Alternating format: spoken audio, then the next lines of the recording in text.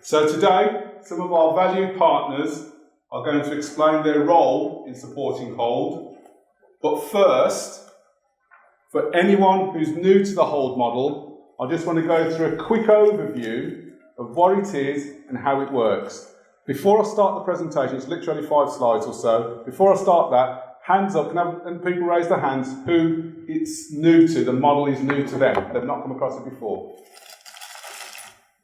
Okay, so about half of you not come across this model. The overview I'm going to give you is very quick and very short. But we are around, all the valued partners are around after the session that you can get more information if you need it today, or failing that, there'll be contact details that you can get through to us on, okay? So what is Hold? Home ownership for people with long-term disabilities is a proven government-funded affordable home ownership model. And it's shared ownership. So what do we mean by shared ownership? An individual part buys and part rents their home. So that same property, you have a part of it you buy and part that you rent. And that's what we mean by shared ownership. But the model enables people to buy an ordinary house on an ordinary street. Okay. Right. Okay. And what we're going to do, I'm going to go through these slides, and then, as I say, the partners will get involved as well. Then we'll have about 15 to 20 minutes at the end for questions. So we'll take all the questions at the end. So who's it for? Before I go through who it's for, I just want to make one note of who it's not for. So as we go through this model, it's not really for people who want to grow rich by buying their own home. No. Let's be really clear about that, okay? That's not what the model's about. Really important. Okay, thank you. Really important. But it is for somebody who wants to have a real choice about where they live, who they live with, how they're cared for, and who provides their support in a way that gives them security because it's home ownership. So that's what the model's about, okay? So in terms of criteria, you have to be over 18 years of age to buy your own home in the UK. Mm-hmm. If there's a mortgage involved, you need some clean credit, so you can't have bad debts and things like that. You have to pay something towards your mortgage, so you don't want to have debts that you have to pay up as well as that. In terms of benefits, you have to be on some benefits. So we've got DLA, high or middle rate, and we've got the personal dependence payment, standard level or enhanced or higher level, okay? Employment support allowance, the support group or equivalent. Because it's home buying, you have to have the capacity, the mental capacity to understand what a mortgage is and what you're signing up for in terms of home ownership. Now, if you lack some of that mental limited, so if you have limited mental capacity to do that, you can still buy your own home, but you'll need to have somebody who acts as your court-appointed deputy or your lasting power of attorney for property and affairs. Okay? And I suggest that we've probably got about half the people we've helped over the 20 years have had limited mental capacity, so they've had to go away and get that document before they can go ahead. And we only talk about housing here, so we only provide the keys for somebody to live in their own home. We don't do the care. So you'll need a care and support package to enable you to live in a way that's independent and it's got good quality around it, okay? To buy a house, unfortunately, will cost money. So you're going to need a deposit, you're going to need solicitors' fees, sometimes stamp duty, mortgage arrangement fees, all that money, and we reckon about £17,000 with the deposit. Where does that money come from? The individuals themselves, the bank of mum and dad. Recently, we've had just a few, where the CCG, Clinical Commissioning Group, have paid the deposits for people and then hand it back when the property is eventually sold. Local authorities, sometimes housing association. There are some limited routes there, but mainly you have to find that yourself. And that very last point is important. You'll get lots of hope. You'll get lots of help towards buying your own home, and we'll look at that in a minute, next slide. But you will have to make a contribution towards it, and that's about £130 a month. Here's an example of a property for £200,000. So in terms of the model, you get a budget from a housing association, because it's always shared ownership with a housing association, part buy, part rent. The housing association has given this individual, a budget of 200,000. They found a property through an estate agent. We don't have any lists. We don't have any properties there. You go and find your own property in an area where you want to live, where you feel safe and secure, close to friends and family. So they found the property for 200,000. The housing association bought it, and they're going to sell a share to our applicant, the person with a learning disability or long-term disability. And with the share that they're going to sell them is 55% of the property of £110,000. The balance of the property, 45%, belongs to the housing association. Yeah. And so they charge rent on that bit. And remember I said it was an affordable home ownership model. Look at the rent on that. £206 a month. So that's what we mean about affordable. Okay. One of the things we're really worried about is people living in a property they've bought, an ordinary house, an ordinary street. What happens if the roof blows off? What happens if the central heating needs replacing? Or the boiler. Or the boiler. All of those things. And people that we're working with only got state disability benefits to live on. So where do they find £6,000, £7,000, £8,000, £10,000 to replace a roof? So what we have is a service charge, and all there is just a bucket into which pound notes go into every single month, and that bucket is held by the housing association. Now, in this example, I'll put the service charge at £300 a month, but that can be more or less depending on how big the property is, the age of the property, and the type of property. So we know a bungalow will take a lot more money to look after than an apartment. Okay, so we need to bear that in mind. How does somebody who's only got state disability benefits, how can they afford all these payments and have a mortgage to pay as well? Yeah. So this is a very busy slide, so I apologise for that, but I'm just going to go through it very quickly. So remember I said we need about £17,000 to buy a house? There's the breakdown. About £11,000 deposit, which is about 10% of the share, and then the fees, solicitors, surveyors, mortgage arrangement fees, etc. That's where your 17 is. If you're buying for 110 and you've only got £11,000 deposit, we need a mortgage of £99,000. And that's where My Safe Home, we are authorised and regulated to provide mortgages for people with long-term disabilities. So that's what we would do. We will help people do that. Okay? How's it paid for? The rent, £200 a month, is paid by housing benefit, and that goes straight to the housing association. The service charge, £300 a month, again is covered by housing benefit and paid directly to the housing association. So all we need to think about now is the mortgage, because everything else has been covered off. With the mortgage, you're going to get some help from the government, and that's called SMI, Support for Mortgage Interest Payment. It's now a form of a loan, so you have to pay it back when you sell the property in 20, 30, 40 years' time. But you do get most of your mortgage paid for. But the individual still has to make a contribution of £83 a month towards the mortgage and £46 a month to My Safe Home, because our job is to make sure that once you're in your property, it has to remain affordable, sustainable, secure and safe. And that's what we do to make sure there's no problems with benefits paying more. So you have to be paid for that, don't you? Absolutely, Yeah. and that's what that is. Otherwise you wouldn't be able to do it forever and ever, would you? So that's the financial model. Secure job for this. So I'm not going to go through all of these, but these are some of the reasons why families and individuals like the whole model. The first thing is, we were lucky enough in 1998 when the model was put together that the government allows us to have an extra bedroom that is needed. So a single person can have a 2-bedroom property, and the reason for that is for living, care and support today or in the future. So it's future-proofed. So it's affordable housing with security of tenure. You can choose the property. Ideal for people who find it difficult to live with others. So some people that we work with have behavioural challenges, having learning disabilities and or autism means that they find it difficult to share with others. So that's the sort of work that this property that might be suitable for them. And we've used this model to help people with various specialist hospitals and ATUs. And we'll see a story later on, a film clip about a young lady who moved out of an ATU with this model. And it also prevents admissions.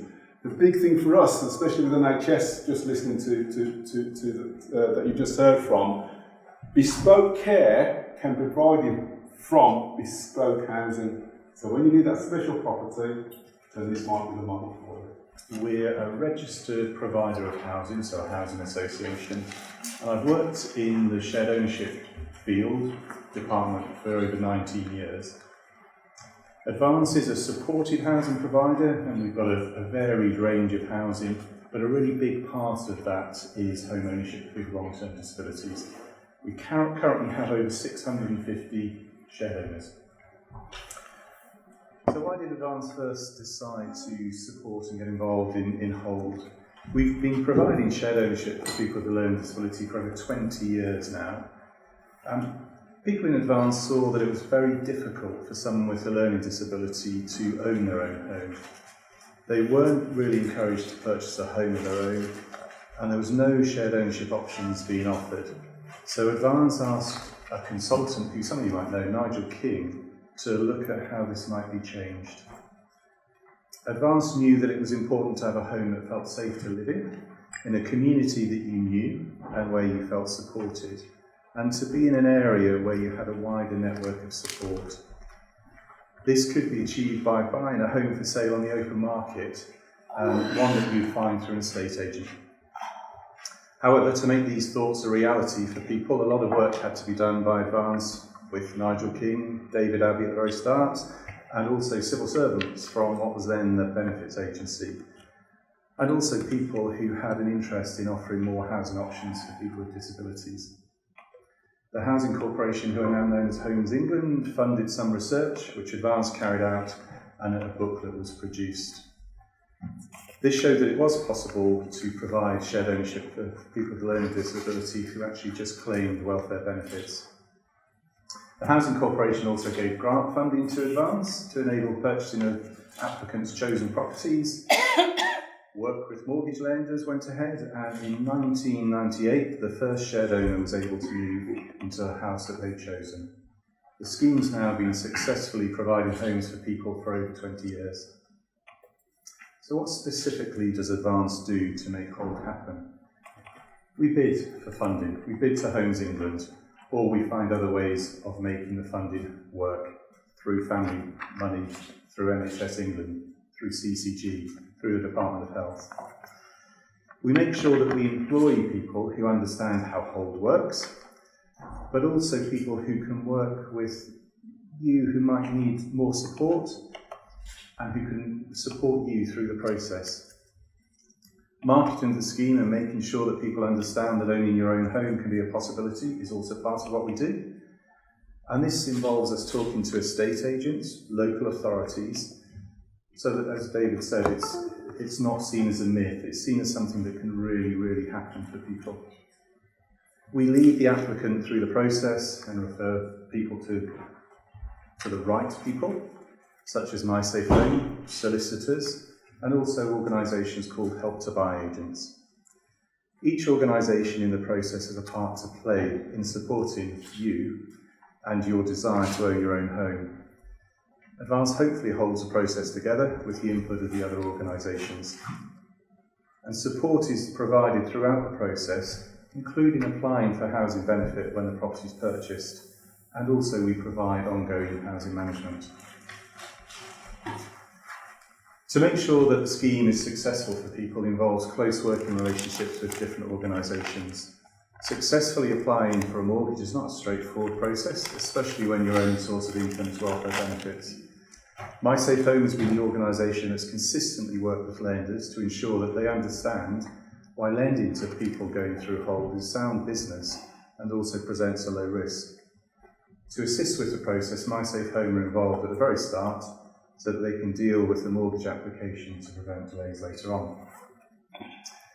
It's also important to have good relationships with the Help to Buy agent, grant providers such as Homes England, and social care commissioners to ensure that the person wanting to buy your own home, their own home, through the Hold scheme has a smooth journey into ownership and are supported once they own their property. So we don't provide general needs housing, we're a supported housing provider, and we work with people who have additional support needs and are vulnerable, and it's something that we do all the time. Buying your own home, we recognise, can be daunting and probably not something that an applicant has done before. So Advance wants to make the process as smooth and as accessible as possible, and to take away any of the unnecessary stresses of buying your home. At the start of the process, someone from Advance will talk you through the scheme and just assess with you whether it's the right thing for you to go forwards with. We're then able to refer on to MySafe Home, so that MySafe Home, people from MySafe Home can discuss mortgages and how you're able to apply for them. As we've been working for over 20 years in providing homes through Hold, we're able to give the necessary information and lead people through the process. We're able to offer advice on what to look for in a property. We'll be able to give you a total budget, taking into account the amount of grant that's available and the mortgage that you'll have. We can arrange the necessary surveys and safety checks on your chosen property, and we will liaise with the estate agent once you've found the house for you to take that stress away from you so they don't hassle you. There will be questions and queries that arise throughout the process, and someone's always at the end of the phone or email if you prefer to answer questions and hopefully help you from becoming too anxious about the whole process. We know that one part of feeling safe and happy in your home is, as David's pointed out, to know that you're going to have the repairs done. So as shared ownership, you have a lease. That lease we had rewritten at the very start to give us advanced responsibility for carrying out repairs. And this is funded, as David said, through a service charge, which is eligible for welfare benefits.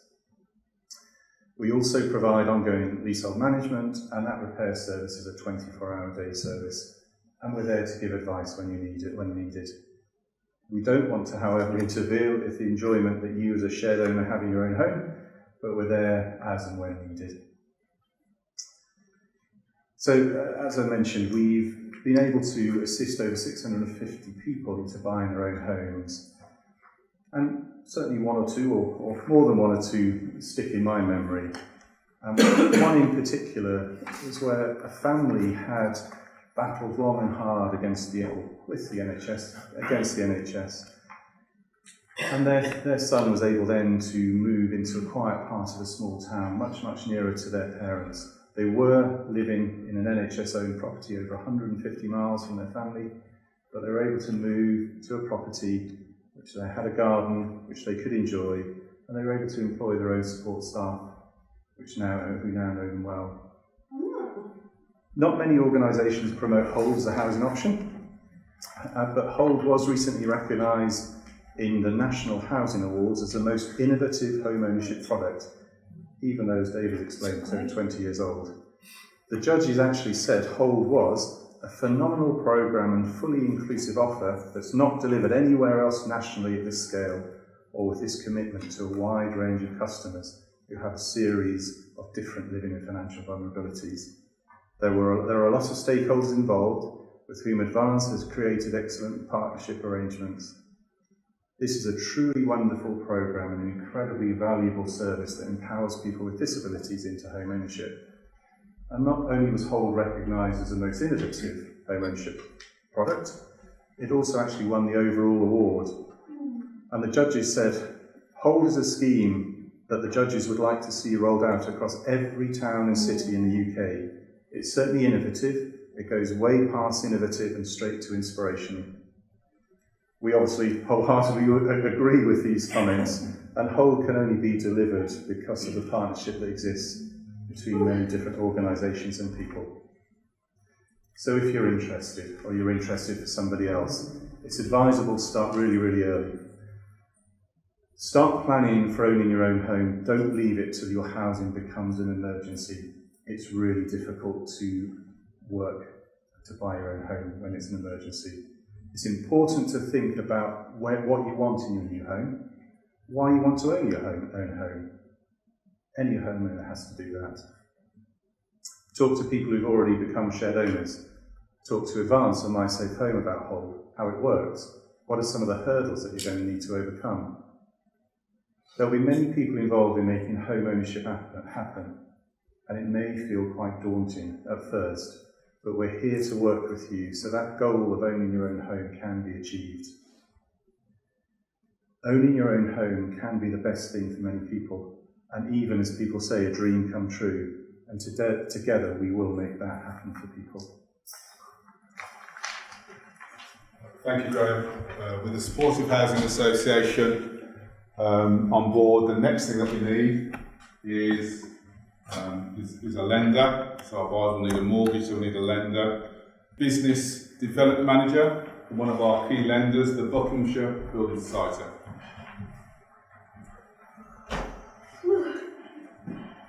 Hi everybody. I must say I'm delighted to come along today and have the opportunity to talk to everybody today. Hold's quite close to our hearts at the Buckinghamshire, and we've been extremely proud to be part of the whole process with regards to helping people to really be able to get their own home.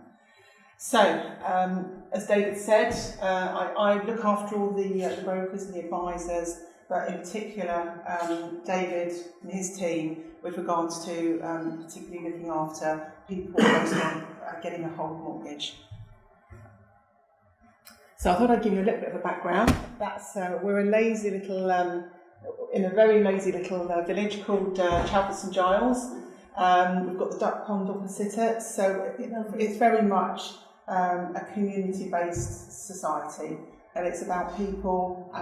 We really are at the heart of what's best for people, not the organisation. So that's why our members own us. We don't have shareholders. It's about us doing well for our members. It's their money at the end of the day. So we're proud to be a mutual society. As I say, we're owned by our members. The society, believe it or not, was founded in 1907. I know, we're very old.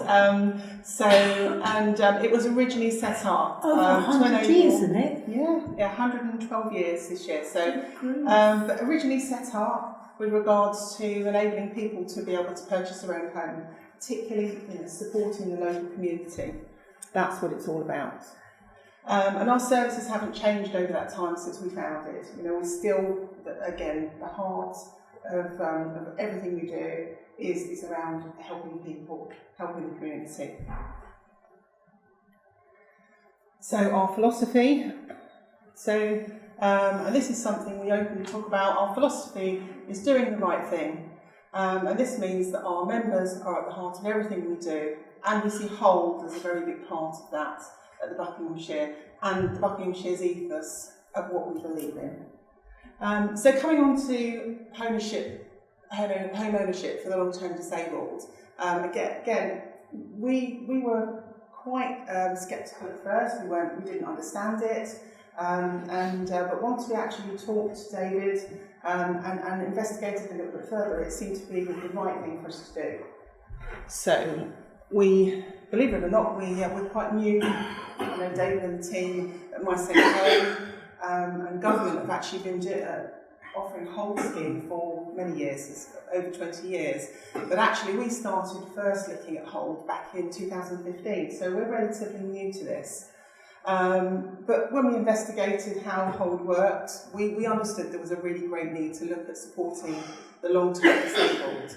And discovered there weren't many lenders in the market doing it, and this is the biggest challenge I think that David and the team and everybody has, is that there's not many lenders there that will actually push forward. So we're constantly campaigning with our peer groups to tell them how easy and how well it's gone for us, and how proud we are all of supporting such a cause.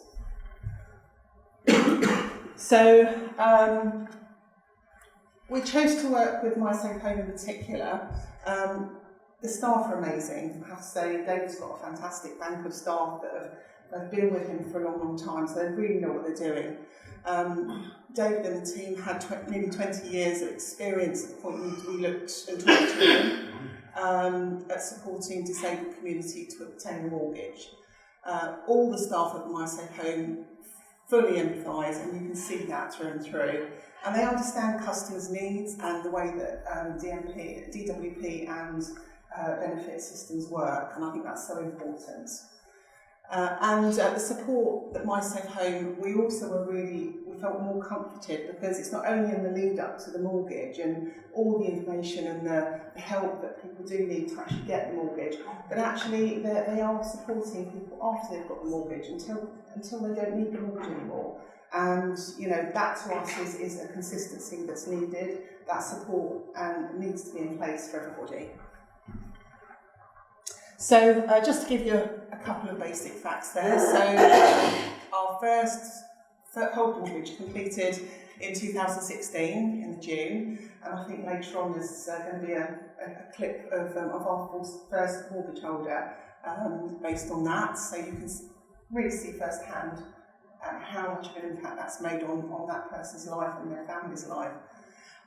Since then, we've helped 60 customers obtain the whole mortgage as at the end of 2018. So really, really proud of ourselves in a short period of time to be lending that to that many people. The staff and directors at the Buckinghamshire Building, they've been very, very proud. It's incredibly rewarding to actually be part of this whole network of support to give people that real opportunity to live near their loved ones, not be miles and miles away, and to actually be supported and to have their independence back, but be closer to loved ones quite often. And be part of the community again. So we do lend in England and Wales as well. We're not regional, so actually we can get anywhere in those parts of the UK. So our vision and purpose, and there's 4 paragraphs here, which I won't bore you too much with, but it's all around helping people, having a good ethos, being acknowledged by a local provider of choice, and doing the right thing for people. And the Society wants to continue its support for Hull, so it's not just a short-term thing for us. We want to be part of strategy and what's happening. So for the next 3 years, we can only go so far with our strategy and what we're looking at, but certainly for the next 3 years, we have allocated funds to continue to support such a great cause, and that will continue on. As I say, we can't go too far ahead, but 3 years we will be reviewing, and it will, I'm sure, will continue.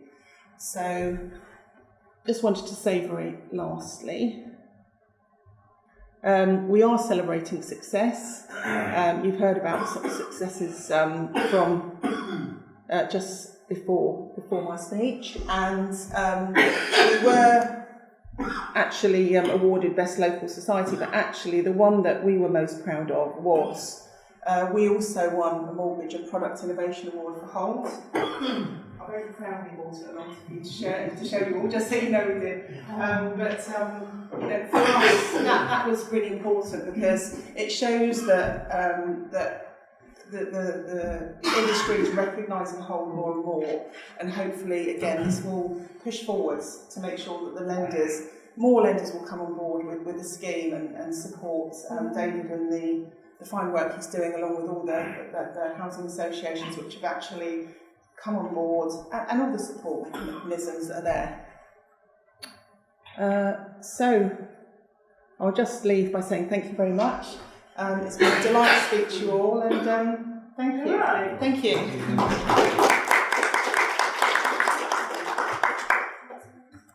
Thank you, Julie. Of course, many of our buyers need care and support once they're inside the property. So it's important that we have specialist providers who provide good quality care that enables people to be safe and secure for many, many years to come.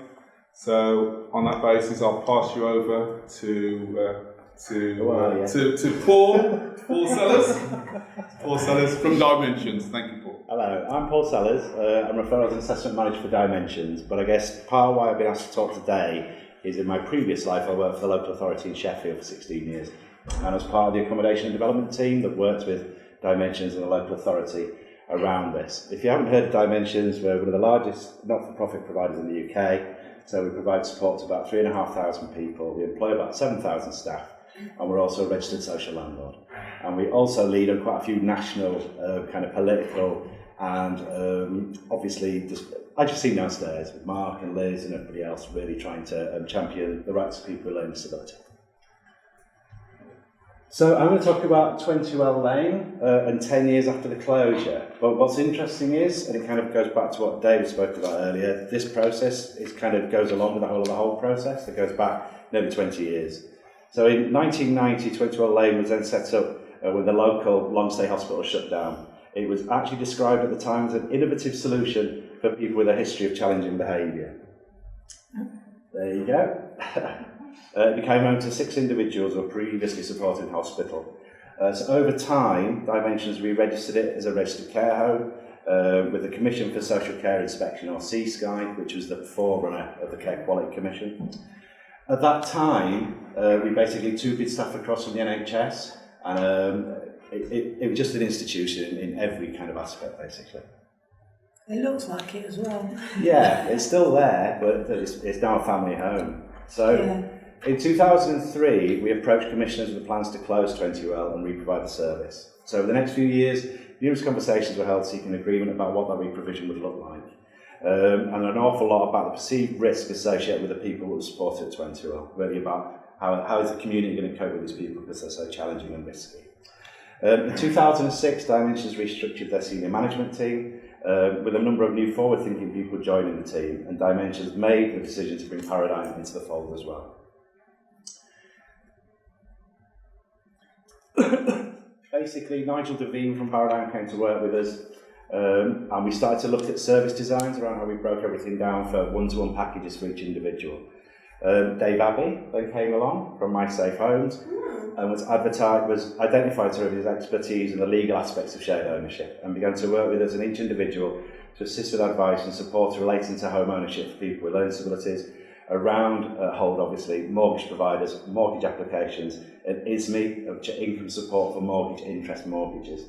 The local authorities accommodation development team came on board, that time a chap called Andy Hibbard, and we had a really forward-thinking commissioning team at that time. Some of those people are still around, but a lot of water has gone under a certain bridge, if I'm honest. In 2007, Andy set up the 20UL Lane Implementation Group, and stakeholders then met on a monthly basis to discuss and agree the process and to monitor progress. Basically, going to this slide then is very much around what does a suitable service look like, the collaborative side. We want a staff team that are fit for purpose, and it goes back to those nursing staff that 2 people belong, and person-centred thinking. So we basically agreed what the outline re-provision process would look like, what the indicative packages would look like, and we decided at that time to recruit person-centred, individualised teams matched to each individual. And I remember this because before I worked for Dimensions, but there were posters up in all the tram stops and stuff of people we support actually saying, will you come and support me? I still think it's one of the most innovative kind of recruitment things we ever did, and I don't know why we don't still do it, if I'm honest. Did you get lots of answers? Did you get lots of people? Yeah, and quite a few of those people are still in the organisation, so it was really, really successful. So it says, so I'm reading from somebody else's notes. I wouldn't normally read from somebody else's notes, but that's the way it goes.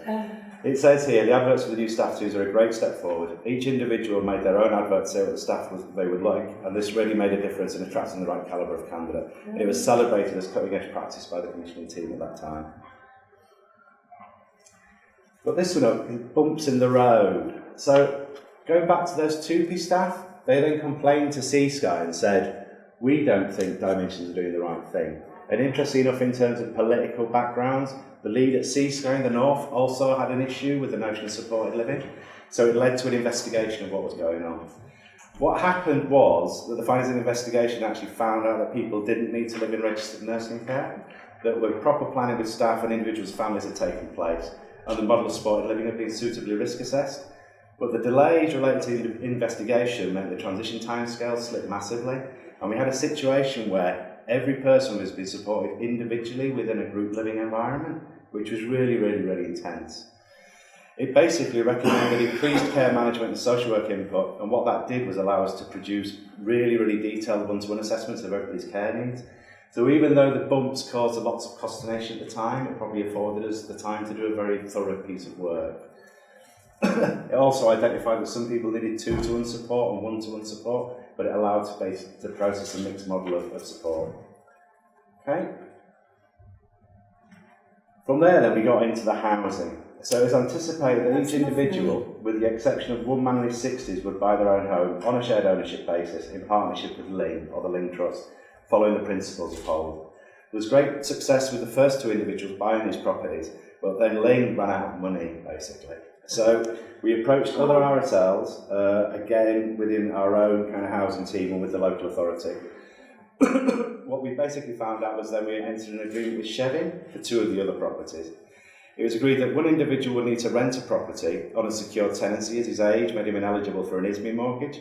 But the local authority came up with a suitable property quite quickly, but there were tensions. Again, it's interesting finding out how different people might think about this.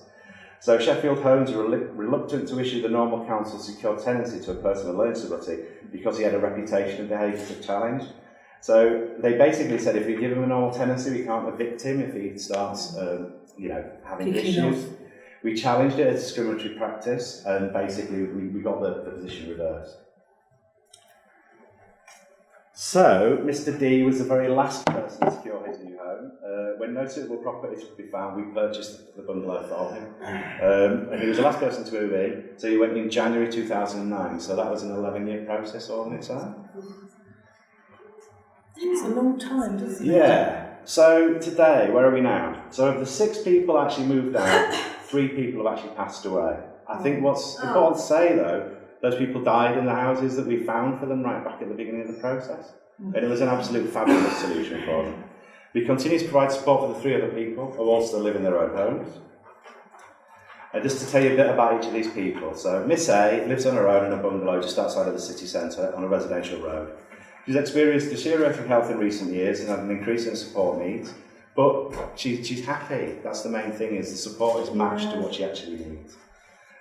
She's developed good relationships in her community, and she's well known on the road that she lives in.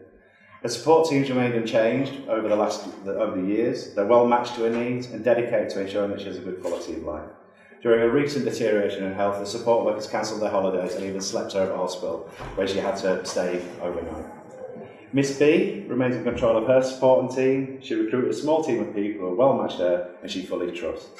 They're exceptionally skilled at recognising and responding to any signs that she may be experiencing difficulties, and they sensitively adapt support to reduce and remove any triggers. And this approach has resulted in a significant reduction in incidents over the year. Mr H, who's arguably the most significant impact has been with Mr H. We just recently used him actually as a big case study around just how far he's moved on. He would often talk about the terrible experiences he's had in long-stay hospitals and things like that.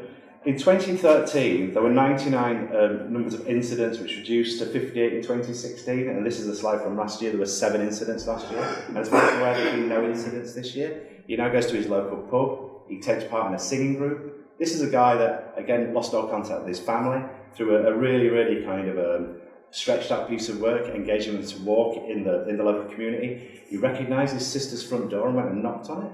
And it opened up a thing where they hadn't even spoken to each other for 30 years. As we said, the changes in his life has been amazing. It's improved beyond recognition. He goes out daily, sometimes more than once, uses a range of transport methods, and is always completely in control of his destination. And as I just said, recently he visited the pub in the evening for the first time in over 20 years, which is an incredible outcome. I think what we just wanted to say is that the quality of life for all those people that moved out of 20 well is still incredible, and it's still moving on. The key to this success was putting together all of the right people to make positive change in a person's life by helping them develop the plans and steps to achieve their goals and overcoming any barriers that may come up. Designing a support and housing package around the individual is the only way to achieve positive long-term outcomes. Getting the right people in the support team is vital, and I think going back to that collaboration thing, that's learning from people like Dave, learning from people like Sue, it's learning from most of the people in this room there. And at the same point, being able to challenge discriminatory practice, but at the same point taking risks, because it is risky. I think we're obviously talking about an older piece of work here. We've done more work with people with hold in more recent times, and I think as a forward-thinking support and housing provider, we can continue to advocate for the use of hold to provide bespoke solutions for people we support, and we're committed to the ongoing provision of the app. And thanks for listening. Thank you, Paul.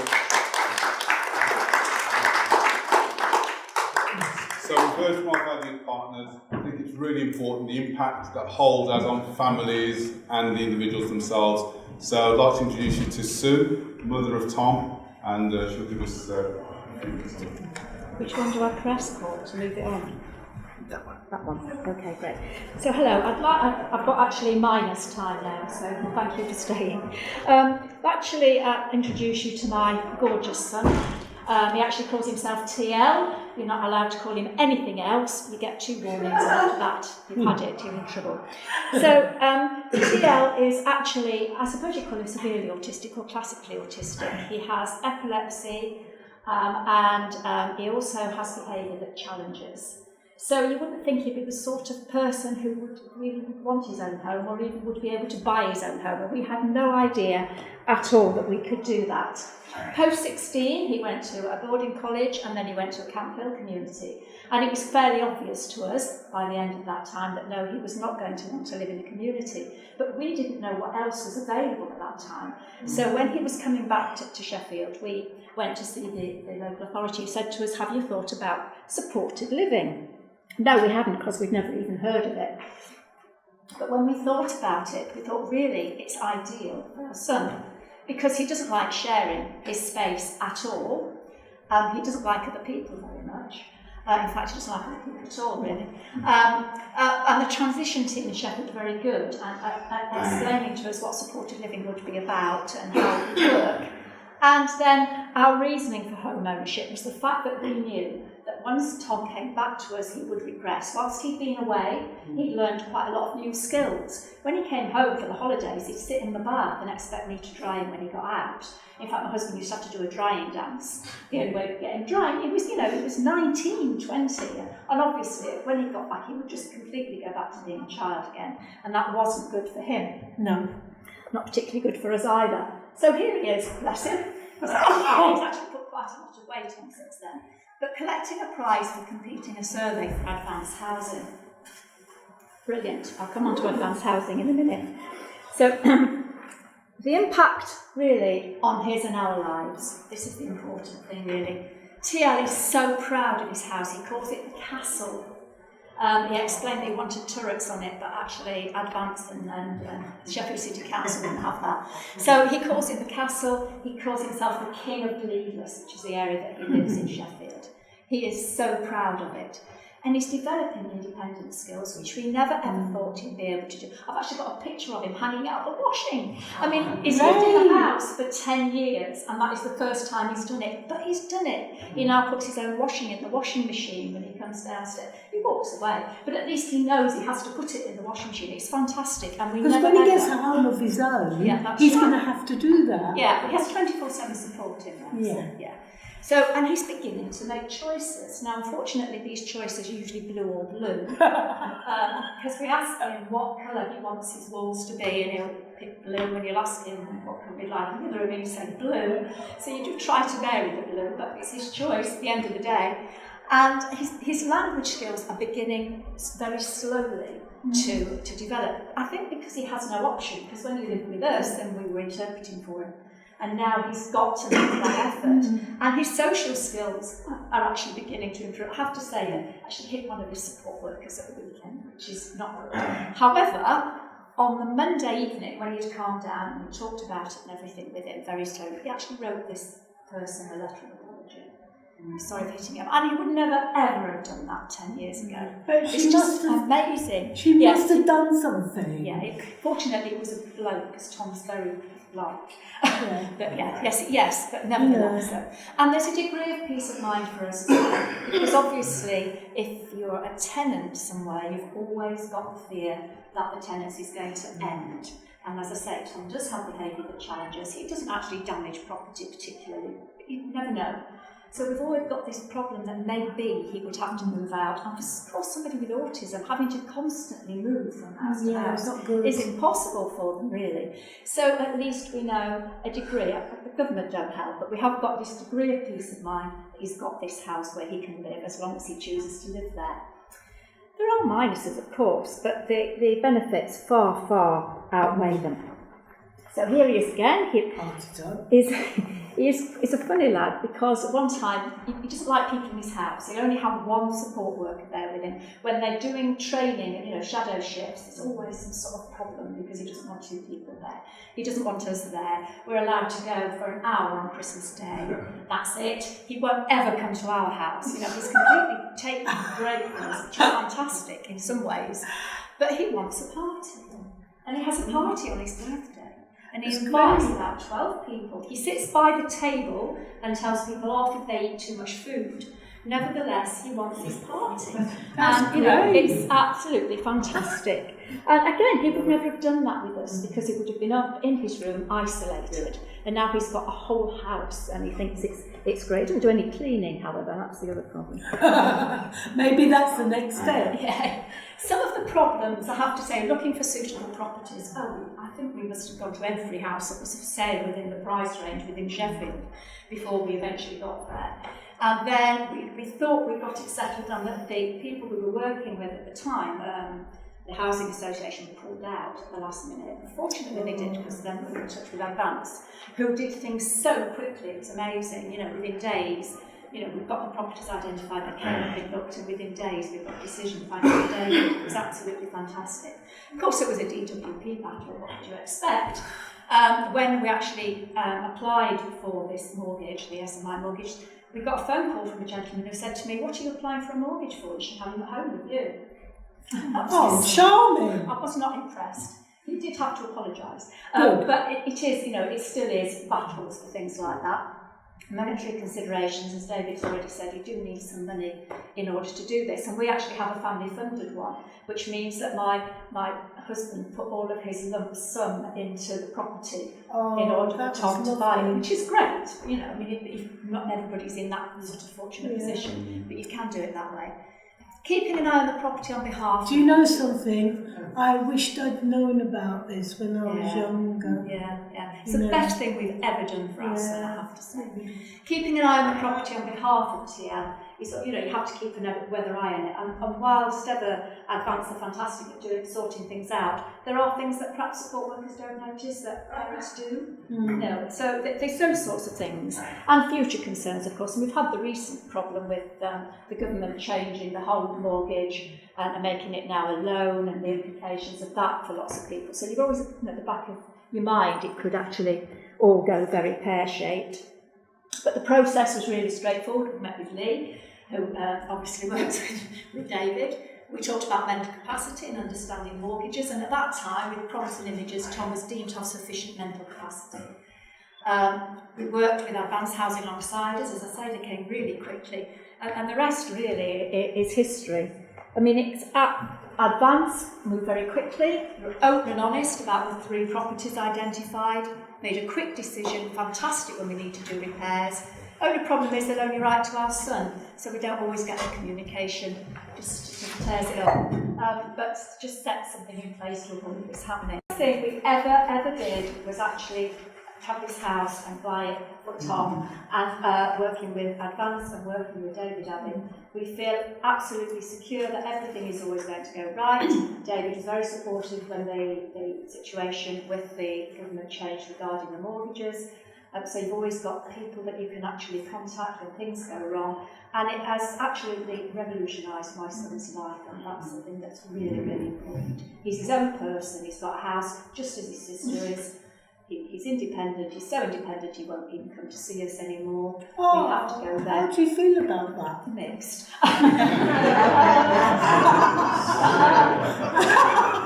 Christmas Day is hard when he's looking at his watch after an hour, and I say, "I'm going in a minute." "I think so too," he says. Fantastic. So, thank you to both of you. Thank you.